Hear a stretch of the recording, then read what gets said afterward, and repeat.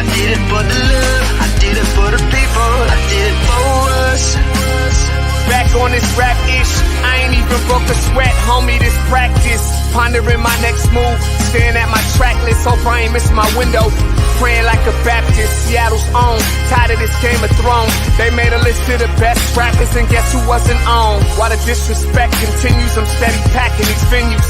Guess if you ain't at the table, you on the menu, and I'm that spitter, baby. They don't want you to see, but everybody's out to Capitol Hill's rocking with me. Boys smoke the trays and ponder getting their life together. I'm comfortable with my role, so I'm like, whatever. Me? I ain't got a job, but I work hard. And you don't work hard, but you got a job. The irony is I'm judged while you feel the applause. I'm slept on, that's why I had to set this alarm. My dudes is armed, I'm armed with this arm charm. Body banging like she got that cream from Barry Bonds. Yeah. I did it for the city, I did it for the love, I did it for the people, I did it for us.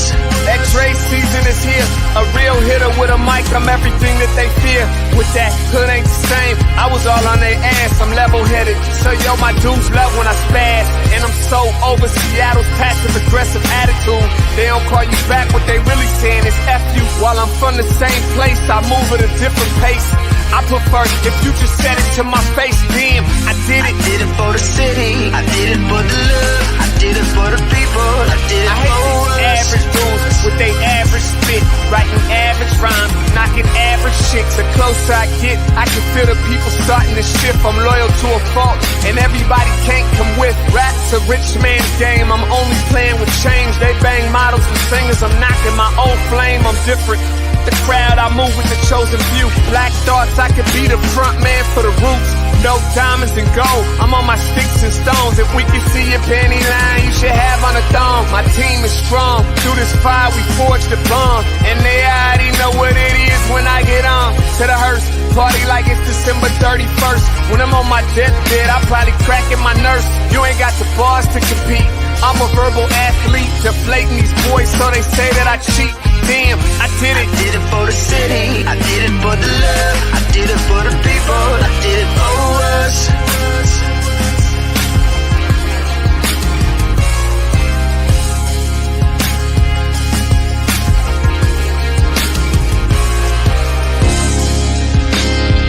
Yeah. I should probably start by apologizing for the long wait, man. You know, I know I be tripping, but I'm not just a rapper, I'm an artist. And, you know, my creative process is a little bit different than most. Nonetheless, I want to welcome everybody out to the Dre's Experience. I got TCF in the building, my whole camp's here with me. I got the band in here laying this cool-ass vibe. And I'm Seattle's own. Let's get into it. I say to you, community, let's take up space. We weren't supposed to make it through the vast Atlantic or back to the door of no return. So shine like the gold in our skin and the first porch light ever lit. 'Cause we lit and we stay lit. It is with love that everything we touch is ablaze with brilliance. We made jazz and had the blues so hard we're still nodding our heads, but this time we sampled What a Wonderful World. What a way to escape the pain and revel in joy. To the Marsha P. Johnsons who woke up our pride. To the Jimi Hendrix who burned his guitar. For the tennis-playing sisters, for those who didn't make it. And I promise not to fake it. We still want our 40 acres, a mule, and reparations. To the barbers and stylists who still carry on tradition. For the laughter through the tough times, the dead and the living that we hold sacred. To be a people who built empires out of sticks and stones and turned the names they called us into songs. We are still here.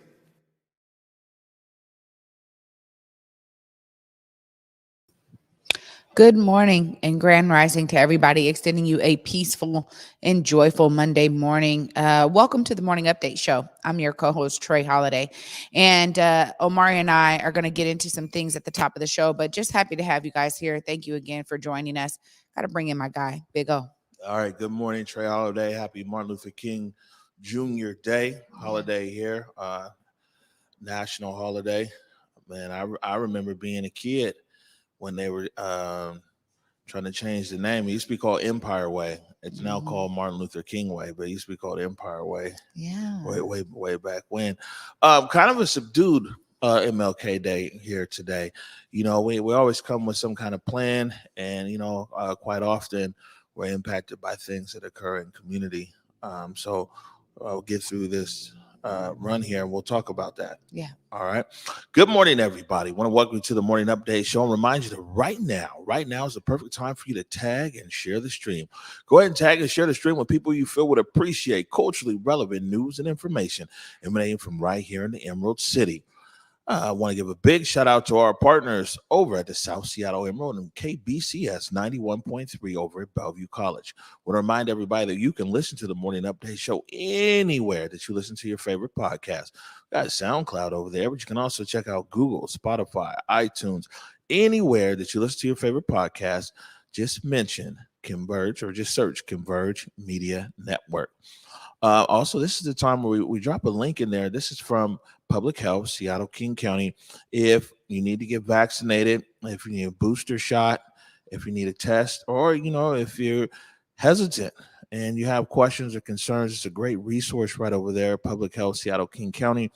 And oftentimes, if you need to get vaccinated, man, they can find a way to even come to you. So lots of resources there. And actually, we're going to be having a broader discussion around this rapidly moving COVID and all the different variations that are occurring and how we can best prepare ourselves. And so that'll be coming up in the coming days. So I want to put this overlay up here over here. There's For Culture. That's right, For Culture. Man, it's open until, what's that say, February 2nd? All right.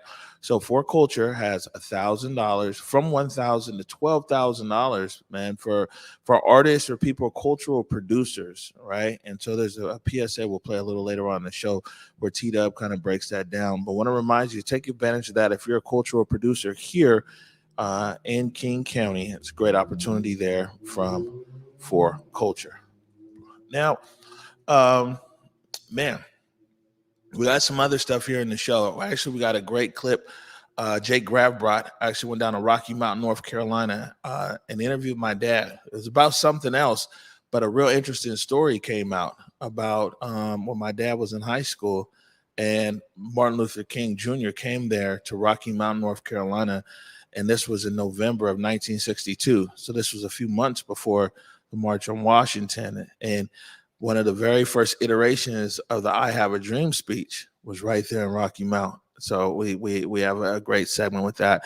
And then also something, I thought about this. We've played this quite a few times here, but imagine right here in Seattle, in our hometown airline, we got the only airplane that has Martin Luther King Jr.'s words on the side of an airplane.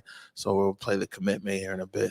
Well, this is the thing. Every Martin Luther King Jr. Day, we really get to have a specific time to reflect. And it's just interesting because reflection is something we do here on the Morning Update Show all the time. And in my work in community, it's something that is definitely there and present always. And so this is really a great day and a great celebration to recognize the legacy of Martin Luther King Jr.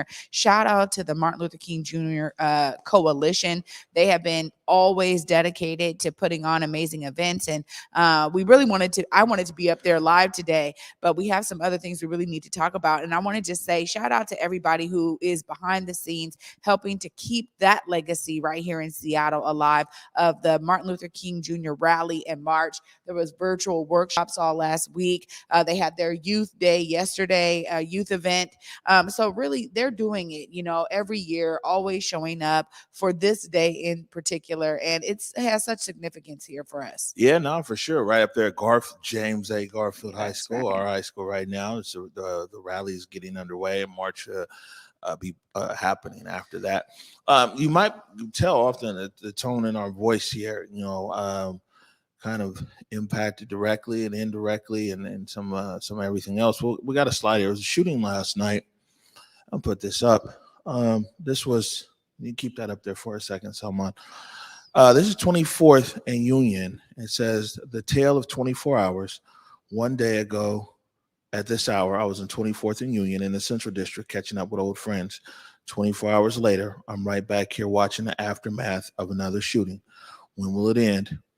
Peace in the streets. And yeah, I'll let you talk about it more.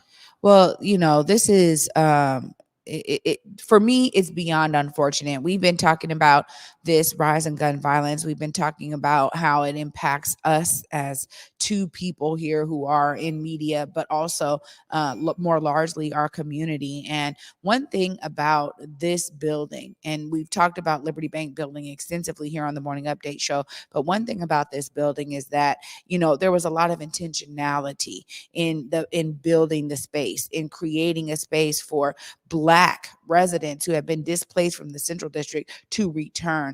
A direct marketing campaign that went into targeted marketing for those families that have been impacted by gentrification, bringing people back and being successful in that effort. And so for me, this is beyond unfortunate, because to have a shooting occur up there, to have, someone lose their life, we never want that. We never want that. And I gotta say, one of the things in being behind the scenes of all that, the effort that really went into like making this building even happen the way it did, is that we have to be intentional also about treating our community. There's a lot of healing that needs to be done, a lot of trauma that people are still facing on an everyday basis. And there is a multitude of ways to deal with that. But those resources and the connections, when we talk about Washington Therapy Fund being very specific about free therapy for Black people, this is something that is necessary in our community. And when I see something like this, it just reminds me once again of how those discussions have been happening behind the scenes, y'all. And so definitely impacted today, but thankful that I was able to go down there last night, spread some positive energy as much as I could, talk to one of the officers on the scene. And he was just saying, look, this is going to be a lot for us to comb through. And he knew that they were not going to be done until this morning. Yeah, so it's lots of I think that we both have lots of family, friends in that general vicinity or either in that building and everything else. And so when the shooting occurred, yesterday I went over there to the Liberty Bank building, actually bumped into Chief Diaz over there. A pretty big crime scene, everything else. And yeah, we can't. Yeah, it's a lot, and it's of course there's the victim.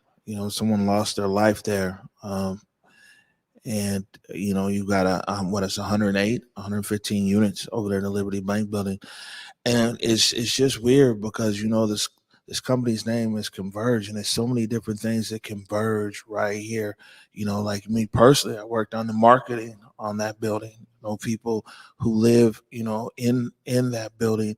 Just the story of it, and seeing there yesterday, and seeing people there in shock and trauma. I mean, this is where someone lives, and I hope that guys were able to get some kind of resources over there for people impacted in that space. Yeah, that's what's important now. And, I know there's a lot of, again, energy and effort coming from a multitude of people who care so much, not just about the building, because it's so much more than that. And I really want people to understand that when we talk about, being intentional to rebuild community, to uplift the legacy of Black brilliance in the Central District, to, pay homage to so many who grew up in the Central District and now come through the area and don't recognize it as their home, don't recognize it as their original neighborhood of their childhood. And there's a lot that needs to be done in terms of making it feel that vibe again, bringing that culture alive and thriving there. And we've done so much work to highlight all the positives. We have Communion, one of the top 12 restaurants in the world, right there in the Liberty Bank building. We have Earl's Cuts and Styles, over 30 years of a legacy of barbershop and community space and culture. Such always been a safe space as barbershops are oftentimes right there in the Liberty Bank building. And now there is a thriving Black business kind of happening along the corridor of Union. And so there's a lot of positives coming to the area. So I don't want this to sound like, it's a shooting and it's always something negative. No, but the legacy that we're talking about here is very important. The fact that it's even named the Liberty Bank building is paying homage to the legacy of the first Black-owned bank in the West Coast. The ideas of all the intentionality that's been there. I'm really hoping later on in the week we can talk to, maybe a representative from Africatown Community Land Trust, who I know has been very integral in that space in creating community there. Shout out to Elijah Lewis, who has been there every week, building relationships with the residents and in doing it outside of like, hey, this is important to us as a community. And so there's ways that we can step up and care. There's been homicide healing circles and healing circles in general, healing circles for men in this space. And so I know there's a lot of positives that are going into this space to build community because as my brother White King always says, man, buildings don't build community, people do. And this is the time for all of us to realize that we have opportunities to be a part of that larger community. Yeah. And I mean, we need to keep something in perspective here as well, is that the Liberty Bank building didn't kill anybody. Right. You know what I'm saying? And sometimes this is what I'm saying is it's unfortunate, this epidemic of violence, not only here in Seattle, but across America. But, being Black, sometimes you carry the whole burden. That building didn't kill nobody. You know what I'm saying? And everything that it stands for is still there and present and vibrant and everything else. This is a tragedy. This is horrible what occurred there. But let's be clear, amazing people that live there and work there and everything else. And unfortunately, these acts of violence can literally happen anywhere, and they do. Man, is there a cloud right now over? Of course, you know what I'm saying? But yeah, that building didn't do anything to anybody except give affordable housing to over 100 some odd units there, and below market rate business space and everything else, and become an anchor, of that epicenter there, 23rd Union, epicenter of culture, in the city of Seattle. So, we ain't throwing a building away at all. Absolutely. And I love that you uplift that because it's so true. And I think that there's, we know this and we've seen it before where, people that are not connected or people, certain stuff starts to kind of drum up. But ultimately, the idea is that what you just talked about, that legacy and that beautiful brilliance is there. It is present. And just know that, from me, I'm sending my love to the family as always. We never want people to lose their lives in an act of violence. And we know that it is something that we're having to deal with. I mean, we're talking about this pandemic, these acts of violence, the way that they affect our community is something we've been dealing with for generations. And so I also want to extend my heartfelt, love really to the family of the victim and anybody else who was involved, because honestly, this is a tragedy, as you said, and we never want anybody to lose their lives in this regard. And so, I always want to make sure that point is clear here too, that from me, it's important that family understands that we over here at Converge, we take these things on very differently. Yeah. It's interesting because one of the critiques of the journalist class here in Seattle is that, must not be a real journalist because I get emotional around these stories and everything else, the impact. And, some to the journalist class is like, one, y'all just ain't connected to no communities. You know what I'm saying? It's real. Or I'm not going to say you're not connected to no communities, but the communities that you're connected to aren't suffering the kind of trauma that the community that I'm connected to does. you know? And so it's like, oh, Omari, it gets so emotional. It's this and that and everything else. I'll say two things to that, Trey Holiday, is because I care. But before anything else, so for one, before anything else, before this conversion, anything else, I'm a member of my community, right? That will always come first before this show to anything else. Secondly, we own this shit. So we can do what we want. So just because you sitting over there working for some stiff, you know what I'm saying? You use a worker bee. We own this over here. And our Black Media Matters, we're going to express ourselves any way that we want to. So you go back to your worker bee kingdom over there, and we're going to do our thing the way that we want to do it for our people. Yeah, come on, man. Or hold on. First of all, let me make this very clear, okay? Let me just say something, because that right there is a tipper of the marker here. That is exactly why people appreciate independent media. Period, point blank. The fact that we do get to actually share our truth with you all is a part of all of the reason why I'm even here. Omari could be somewhere else in some stiff organization. I could be somewhere else in some stiff organization. Let's be real. We have talent to do that. But because we care, we show that care. And because, as Omari said, this is owned by Black media. This is what the point is it something different. It actually gives you the real. We don't come over here. I definitely don't come over here to be a stiff. People want to call me a journalist. I say all the time, I am a media personality, because I told Omari, I'm not going to be able to always separate myself from these issues, and neither is he. He does it with journalistic integrity, for sure. He wants to find both sides of the story, try to keep things balanced as much as possible. But we also are, as people, affected by these stories. And I'm here as Trey Holiday because I am a member of the community. I am still plugged into community. I always will be. Doesn't matter what I'm doing in my life. This community helped to raise me, is a part of my existence, and always will be. And so the idea is that, you want to talk about, what are we supposed to do? Replicate what's being done on white stations and replicate what white-owned media is doing? Absolutely not. We are doing what we do because it is our integrity, but it's also our authenticity, which is why people actually tune into this. So I'm not looking to replicate none of those other outlets. I'm not either. And like I said, for all these guys that got their critique, why don't you go own something? You know what I'm saying? Let's start there. Once you start there and then see what kind of community you can uplift and some everything else. But I don't want to get too far afield.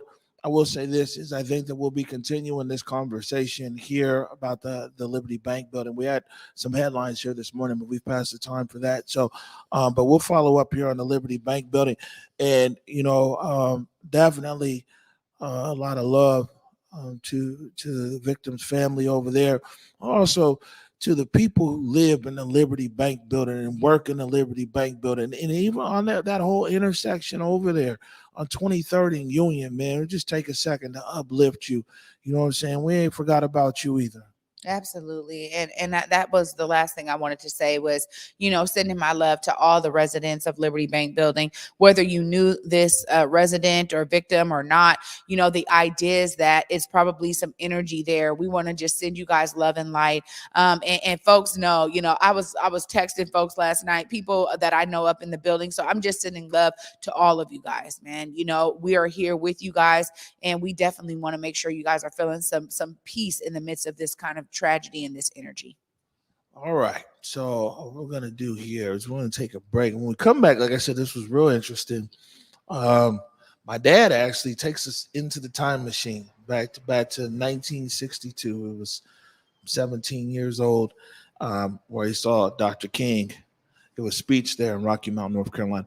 You're watching the Morning Update Show. Hey guys, Beta Gordon here, and before heading to Belize, Trey Holiday and I had to make sure we linked up with our good friends over at Market Street Shoes to, of course, grab a few things for the trip. From bags to socks, shoes, sunglasses, earrings, and more. Before going on any trip, make sure you stop at Market Street Shoes.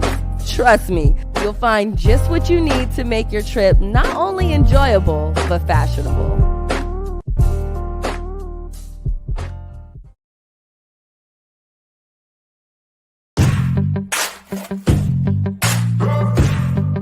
Hey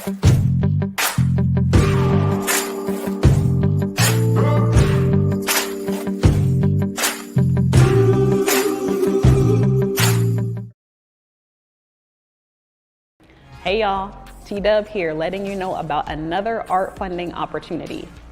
For culture recovery funding for individuals is available now, and here's what you need to know to apply. Are you a cultural producer who has been impacted by the pandemic? If you answered yes, but what is a cultural producer? Well, you are a cultural producer if your work, paid or unpaid, is dedicated to creating cultural experiences in any discipline or at any stage of your career. Some examples include exhibit designers, museums educations, archivists, restoration professionals, curators, history researchers, artists, of course, and more. In understanding that grant language can sometimes feel exclusive to specific people, using terms like cultural producer is one of the ways For Culture seeks to broaden its scope of applicants. In other words, this funding is for you. And look, the application fatigue is real. I get it, they get it. But the For Culture staff is here to walk you through it. They have grants from $1,000 to $12,000, so please don't miss out. The deadline to apply is Wednesday, February 2nd. Head to forculture.org/recovery to get information on virtual group workshops, application support, language translation, and more.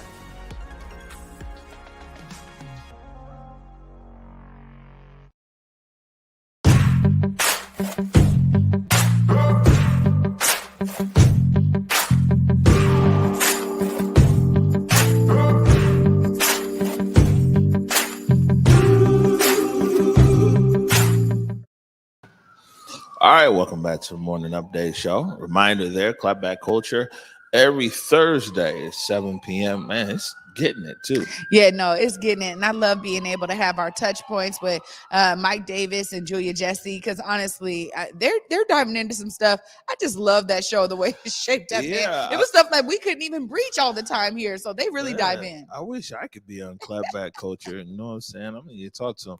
All right, so we got a segment here. I thought what we do was interesting for Martin Luther King Day here. And this was kind of accidental. Jake Grabrot flew down to Rocky Mount, North Carolina.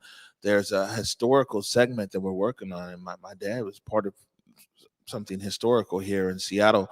And so Jake flew down there and did an interview with my dad about that. But then near the end of the conversation, they were just talking about other stuff.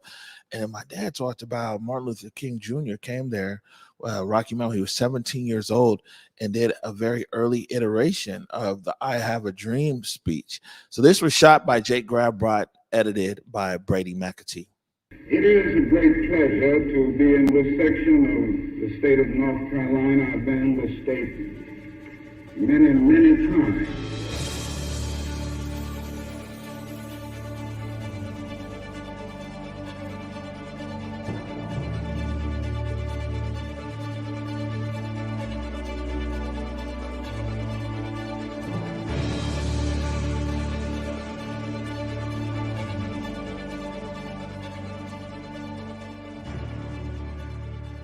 I got a chance to see their faces, what they looked like. I watched my classmates who were transformed right there in front of them as I found myself. But most of all, I had to hold my father down. He was so excited because the freedom Dr. King talked about, he saw in Europe, but he had to go back, and he knew that once he came back, he would be behind the cotton curtain again. And so he had to change that. But then again, he saw a flash of the new hope and the new dream.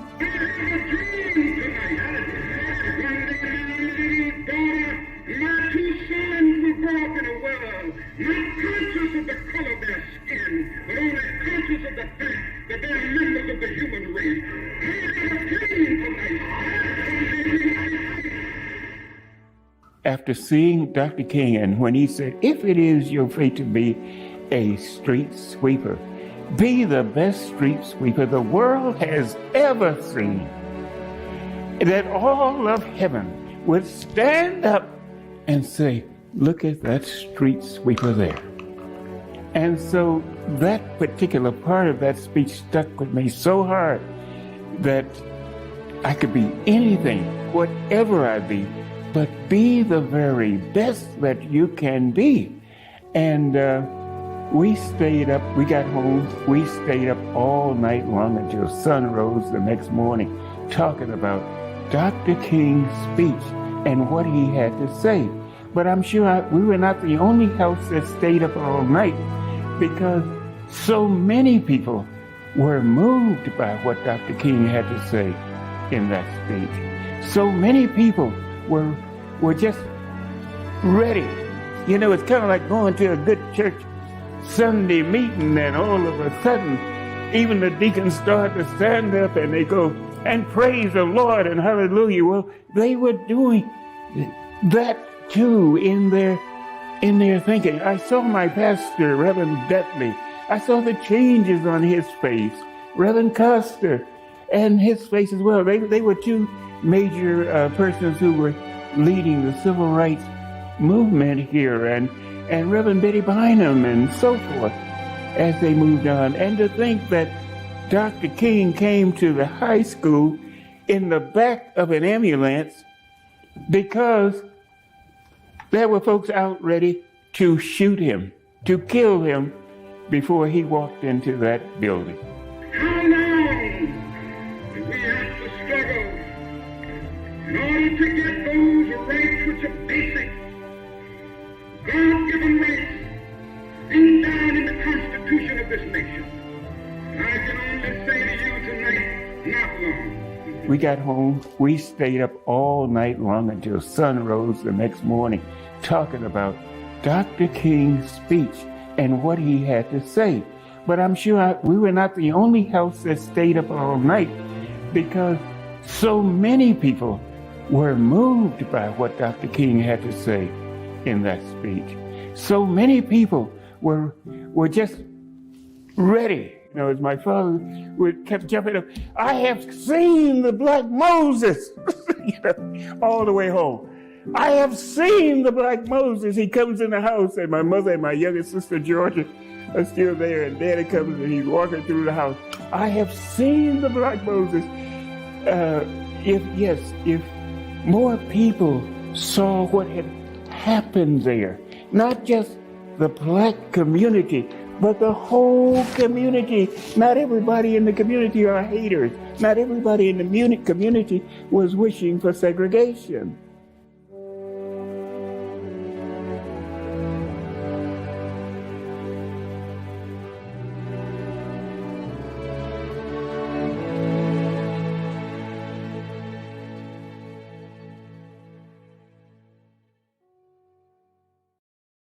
Wow. Oh my goodness. Oh my goodness. Your father always so inspiring. And I love hearing the stories of our past, man. Shout out to Jake and Brady. It looks fantastic, you guys, but really shout out to your father for sharing something that I now get to take with me and embrace it in all of these other stories I have of that time. You know, the civil rights movement was strong, alive, and well. And to hear from your father's perspective and talking about his father being so excited and all of these Black families probably staying up all night for those who got to see this, it really paints such a beautiful picture of how our community has always been steeped in resilience. And shout out to Dr. King, man, and his legacy on this amazing Martin Luther King Day. Wow. Man, yeah, a few things there again. Yeah, great job, Jake Grabrot.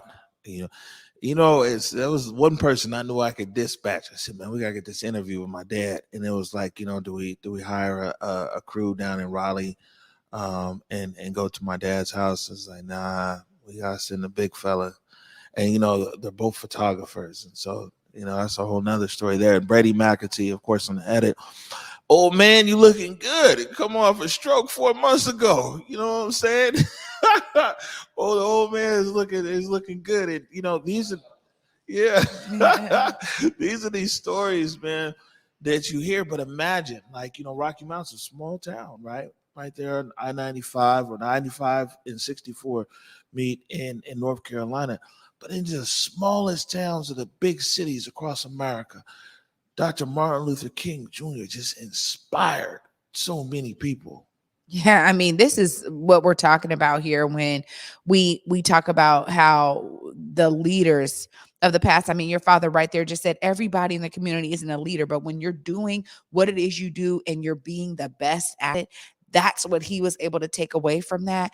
And I love that. Even now, I fast forward to today where I'm always saying, man, see yourself as part of the solution, be a part of it. Doesn't mean you're leading something, but it takes the energy of so many. There were so many people surrounding Dr. Martin Luther King at the time that allowed for him to actually have the platforms he did to be able to give a speech like that in Rocky Mountain, North Carolina, and inspire people like that. So there's so many different roles within all of this. And right now, we still need people in that regard to inspire people, because look at where we are today. There's a lot going on in our world. Aside from the pandemic, there was already things that people have been working on. So the idea is that we can continue to uplift a legacy like Dr. King's right here in Martin Luther King Jr. County. Like, come on, man. It's always an honor. And your father's perspective right there just did something for my soul today. I just appreciate that so much. Yeah,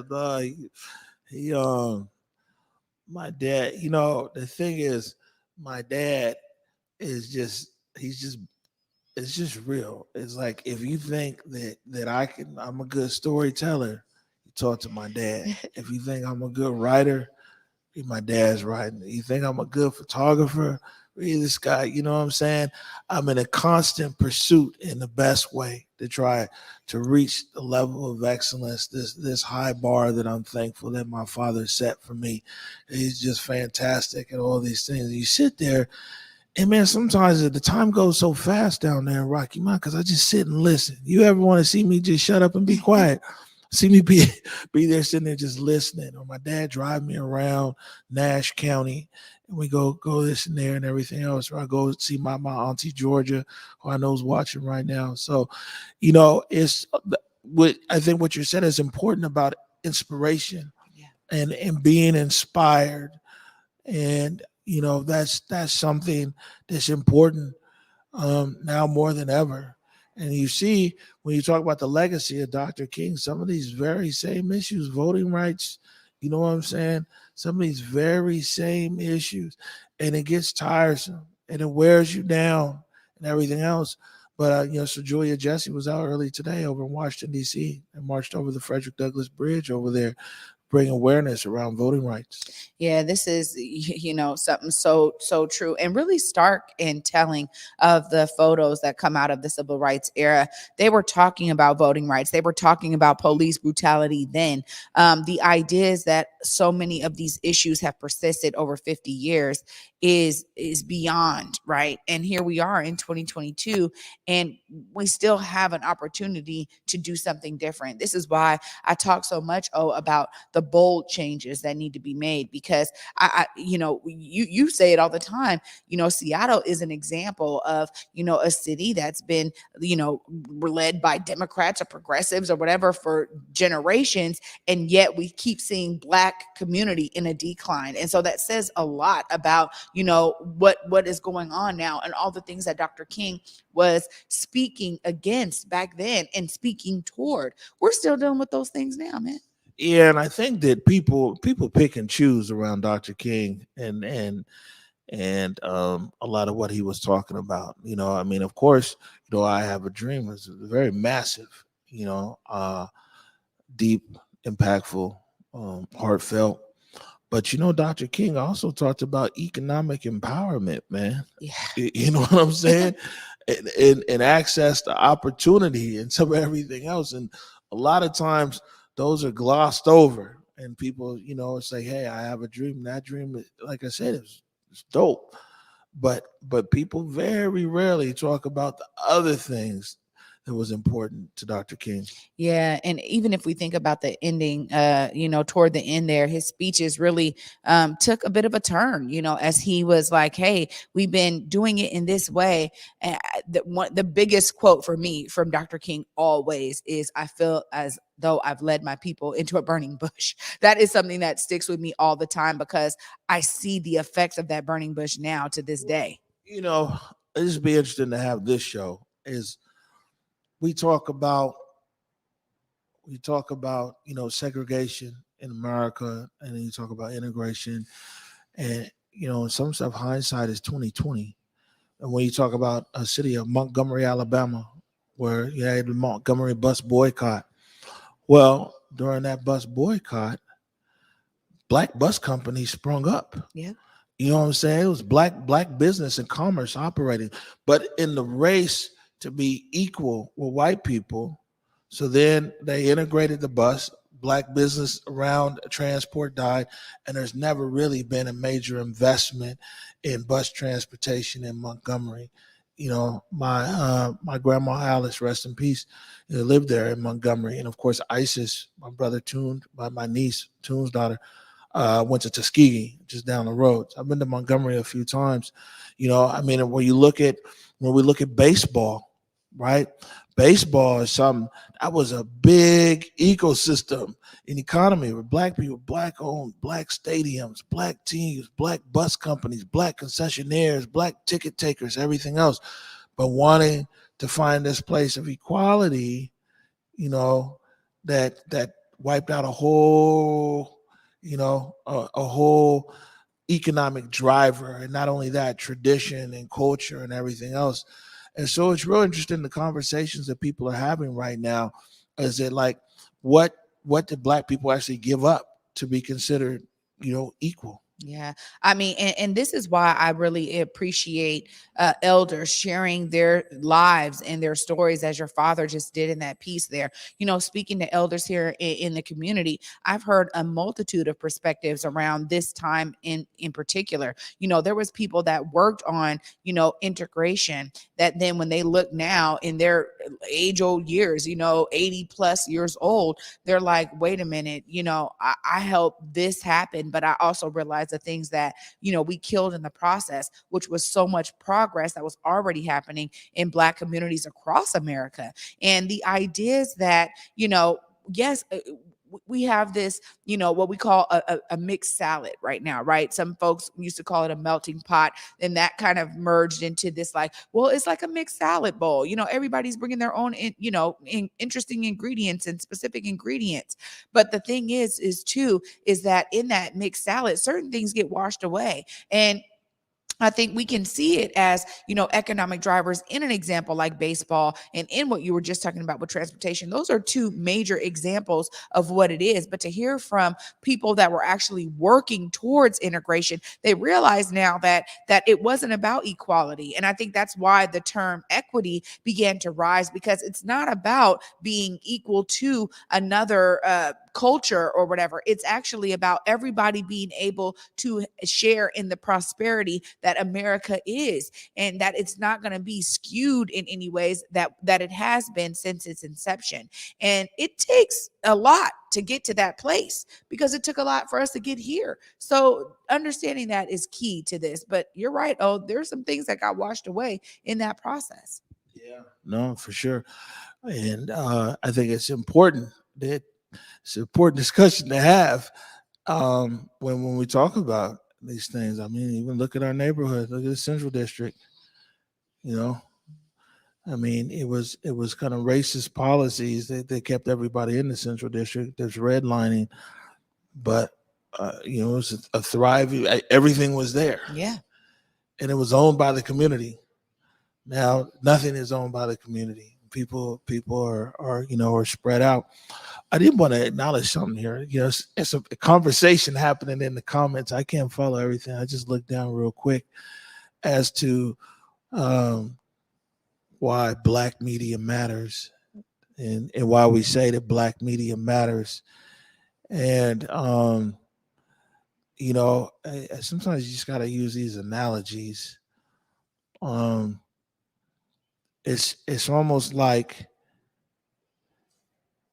if you were to flip it, and there's a row of houses, and one house is on fire, all the houses matter, of course, but that's the one that's on fire, right?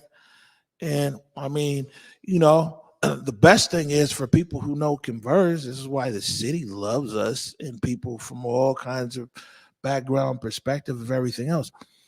We're not anti anybody, just pro us. You know, there's a difference when you're pro. You know, your message is not anti anybody. People come on here, all kinds of people come on here, and everything else of all kinds of backgrounds. But black media matters, and the best thing for sure, though, I can tell you this: in the city of Seattle, this municipality right here, these 88 square miles, not only does black media matter, but black media delivers. Let me say this here too. You're absolutely right here, and this is the thing. There's not enough concentration of a narrative that focuses on the particular lived experience of the Black community. The fact that there was a void in that, the fact that we have a lot of white writers who are trying to talk about the Black experience, not just in media, not just in major media, but all throughout TV, movies, film, everything. A lot of the Black experience has historically come from a white male perspective. That is a problem. Okay. The fact that this country is built on white male perspectives in almost every sector, every industry, you can name it. We saw it in our history books. We saw it in the ways that they talked about different sectors, the economy, whatever else. We have seen a white male paradigm happen in this country. This is documented at this point, so it's not my opinion. This isn't just my opinion.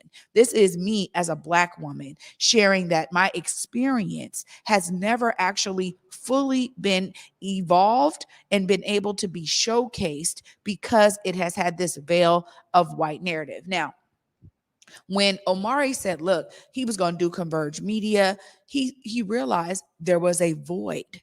He realized there was a void, and the people that were with him at the time said, you know what? Oh, you're right. This is something that we need to be doing. We need to be specific about telling your stories, telling the people from your community stories, making sure people understand what's happening in community, making sure people understand how you are receiving the major news that's happening out there.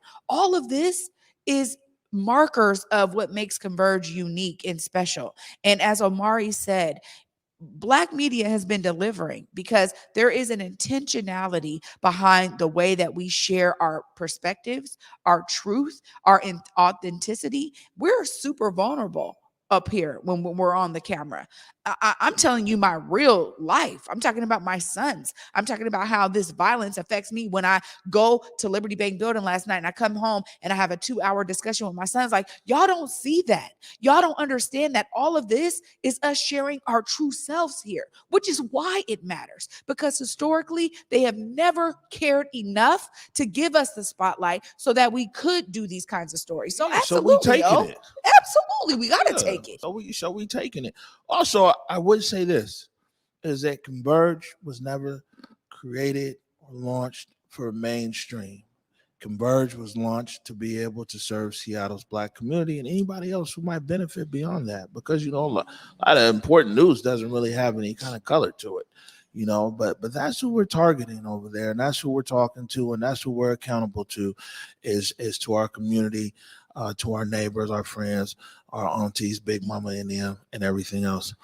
Let's see here. We're gonna take a real quick break, and we'll end this in a high note over here. You know, real proud of the people over at Alaska Airlines, and this was our very first time ever coming in contact with Alaska. This was April of last year when they unveiled this all-Black plane that had Black faces on it and had a quote from Martin Luther King Jr. on the side. We'll be right back. You're watching the Morning Update Show. In the depths of Belize, the travelers come across the waters, harvesting with their hands, learning of resilience rooted deep in the lands. Culture thriving like a fire ablaze, sizzling with a pop and a chop, sharing its ways. Knowledge simmers and grinds into the hearts and minds, cutting away from the surface stories and colonial lies, boiling it down, breaking its shell as the truth pours out and gets plated collectively with love. spoomed into bowls, feeding the soul. Garifuna, alive and strong at Palmetto Grove.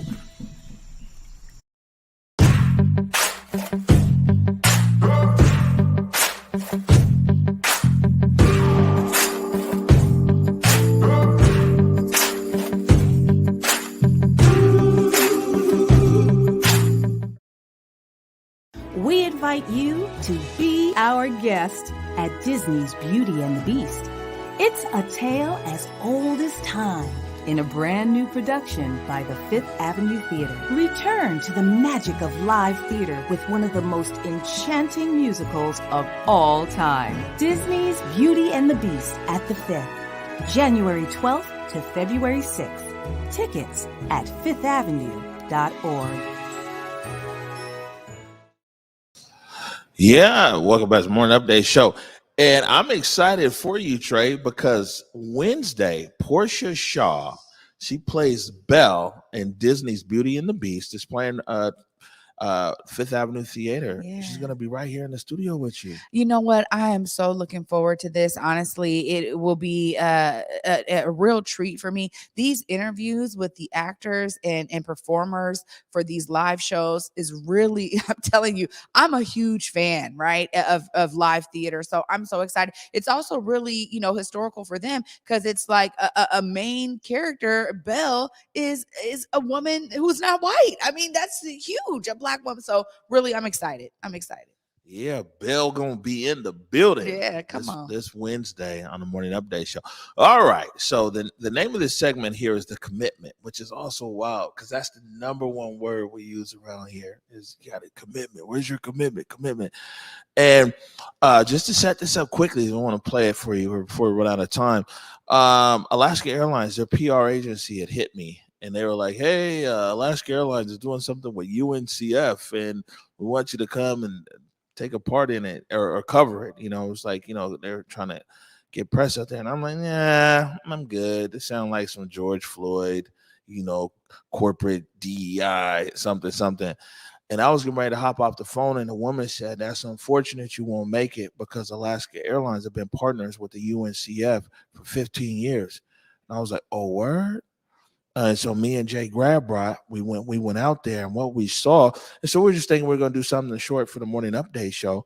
But what we saw was so dope that I was like, called Gary Washington, our editor up in Bellingham. I was like, yo, Gary, man, we got this footage here of this plane. We got to put something together. And, we're playing this today because this very well might be the only commercial airplane in the world that has words of Martin Luther King Jr. painted on the side, and it's from right here, our hometown airline, Alaska Airlines.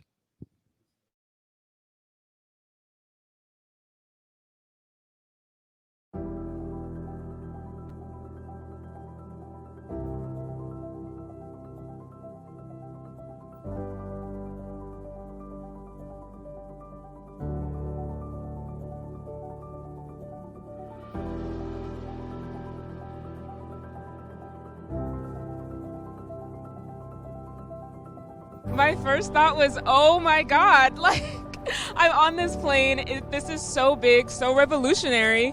No other airline has ever done this before, so this is really the coolest thing in the whole wide world. My dad is one of the people that works with the diversity, equity, and inclusion team here at Alaska Airlines, and so they asked those that had children that wanted to be on the plane to submit some things, and here I am. I'm so excited.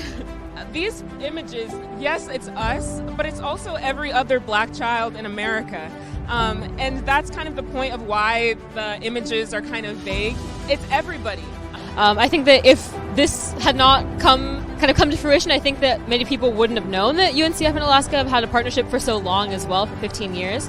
And yeah, I think this kind of just brings it all out and makes it really obvious. I don't know if anyone saw this, how could you not know at that point? It's right there. I always knew Alaska was a great company, was going to do the right thing, but I never dreamed we'd get to this point. It is absolutely gorgeous. The message it's sending out to our kids and to the world, and what it reflects on Alaska Airlines. I've always been so proud of this company, and they keep finding ways to make me prouder and prouder. When you see this airplane and what it represents, it's absolutely amazing. And so it kind of gives you a little bit of goosebumps about what we're doing for the future generation. And so this is just an airplane that really represents that partnership that we've had with them for quite a long time, and continued partnership going forward as well. I've been with Alaska Airlines since June 17th of 1991, and to work for a company that has this prestigious aircraft that I'm standing in front of today, what an honor. I can proudly say today, I'm very much proud to be an Alaska Airlines flight attendant. We've donated to the UNCF, which is the organization to help prosper young minorities, black children, in their education so they could strive in their communities and give back to their communities. We're the only airline with such a beautiful aircraft. As always at Alaska Airlines, we're the first to strive to the top. I think they're making a statement across the world.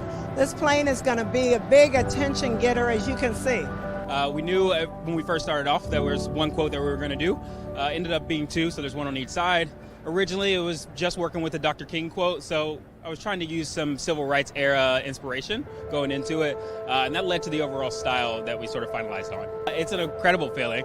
I'm not even sure what it means yet, and I don't think I'm going to fully grasp it or understand it until I see it in the sky, and I see it at airports. Seeing a plane that is, one, painted black, but also has black faces painted on it, is something that's crazy. It's striking. It looks totally different than every other plane you see on the tarmac, so I think it's going to be a really unique thing to see. A lot of people ask me the story of this journey, how we got here with this airplane. Well, we unleashed the creativity of our people, our employees, and our wonderful marketing team that's here. And we said, go create something that will always be a symbol of our commitment and what we're all about in Alaska and our values that will be with us for at least 10 years. And this is what they came up with. Isn't it pretty incredible? We want to increase the sense of belonging at Alaska Airlines. We want to increase representation. And we also want to be leaders in the community. We are serious about this commitment, and this aircraft is a representation. This, what I call, is a flying billboard of hope. I actually had tears flowing from my eyes just from seeing what we have accomplished, where we're headed. Like I said, we're not there yet, but just seeing the commitment that we've made, the public statement. I mean, it is so moving. I can't tell you how big it is to go from 2D to 3D. Oftentimes people are afraid to do what I call rock the boat. There's one foot in and there's one foot out, but they don't want to put both feet in. They say, we want to do this, we don't know how, or we want to do this, but this is not a but. This is, we want to do this, and we did it, and now we're moving forward, and that is so commendable. Yes. Alaska Yes, is now leaders in the industry for doing something like this, and it will spark so much change. It will change the narrative, and we will start to see ourselves reflected so much more. That is what HBCUs do. They create opportunity. They give us a chance to shine. They're a place where young people of color and anybody will go and they'll be nurtured and they'll take their next step into our country. And they're better citizens, they're better neighbors, and they are going to change the trajectory of where we're going. This is why we say a mind is a terrible thing to waste. We have 7 million miles that we can give to kids, and we're going to be having 1 million miles a year for 10 years. This plane for me represents hope, and it represents inspiration. And it reminded me of how important representation really is, and how important it is to be able to see yourself in something bigger, and to see people that look like you, and to see yourself being more than maybe what you thought you could be. We hope that all the black children who see this plane can see themselves on it as well, and in that way, it's not just 14 of us on this plane, it's millions. Now, who wants to go on a spin on this beautiful airplane?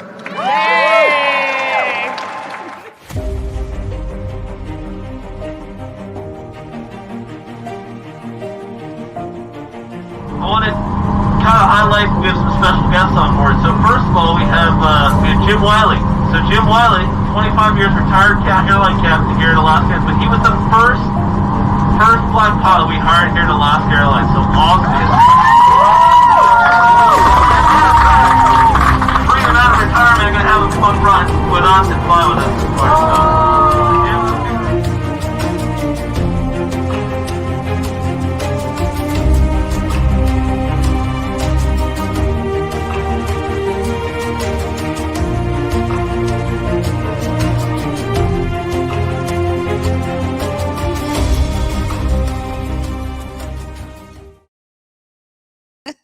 This is beautiful, and this is a shining example of another reason why Black media matters. I feel like I'm so thankful that Alaska Airlines knew to reach out to you, Omari, and to get Converge Media on board with that, because no one else would have been able to share it that way. This is another reason why our perspectives matter. And I gotta say that Dr. King's quote there is so right on time and always will be. You know, the time is always right to do what is right. And we find ourselves in that predicament right now, man. I love that piece. Yeah, no, it's dope. That story is real interesting because that intersection, that convergence right there, it changed a lot. We made that segment right there, and then when we saw it ourselves, it was like, yo, and then the people over in Alaska, you know, it was just a Feel Good Friday segment for us. We would send it over to them like, oh, hey, by the way, this is for our Feel Good Friday.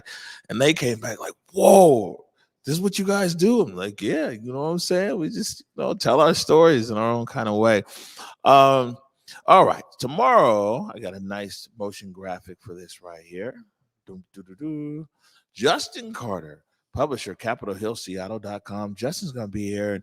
And, you know, Justin also, of course, covers everything there in the Central District and Capitol Hill and D3. So I'm sure we'll be talking to him about the unfortunate events that occurred there yesterday, but also headlines from around the Hill. And, you know, it's just always good to talk to Justin, see what's happening. Absolutely excited he'll be in with us tomorrow. Always, you know, he comes with it straightforward, man. He's on it, on the nose. Appreciate Justin for being a partner with us in that regard and always being willing to like, hey, man, I'll come in. He told me, you know, oh, anytime you need a break, you know, he's like, I'll take old seat. Oh, in that case, he can stay for the rest of the week. All right, we're a little over time, but well deserved, man. Important conversation here at the beginning of the show. Any last words before we get out of here, Trey? Oh, for me, you guys, always the same. See yourself as a part of the solution. It's necessary. That, you know, if Dr. King never did that, we wouldn't know who Dr. King was. And so be inspired on this MLK Day for you to find a way to see yourself as a part of the solution. We need it. All right. Good stuff. Good stuff. Man, we're going to get out of here. I think you said you're going to go join the rally in the march. Man, big shout out to our director, Salman Abukwashi. Thank you for making it in here today. Appreciate you. And on that note, I want to remind everybody, go forward in your purpose, go forward in your humanity. Until tomorrow at 11 a.m. Peace.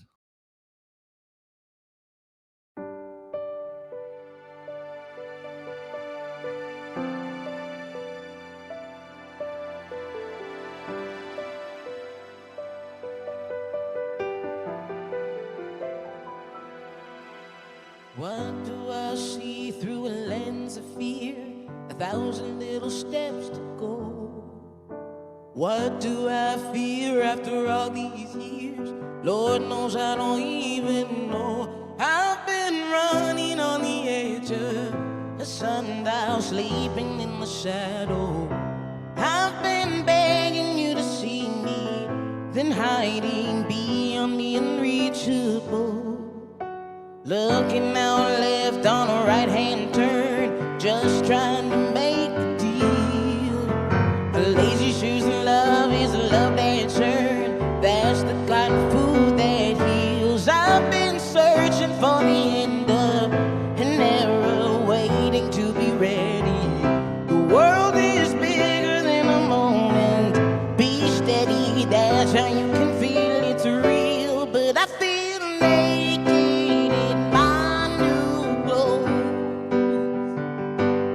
I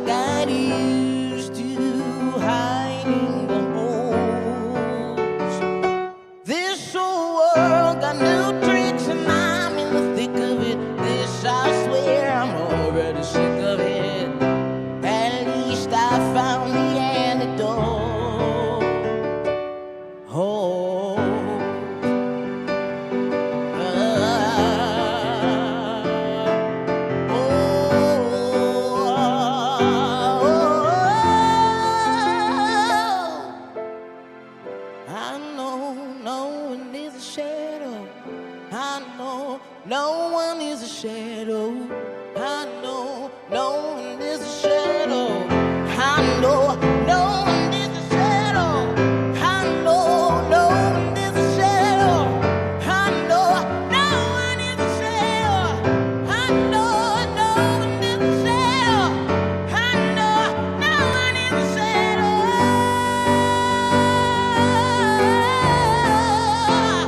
No one is a shadow.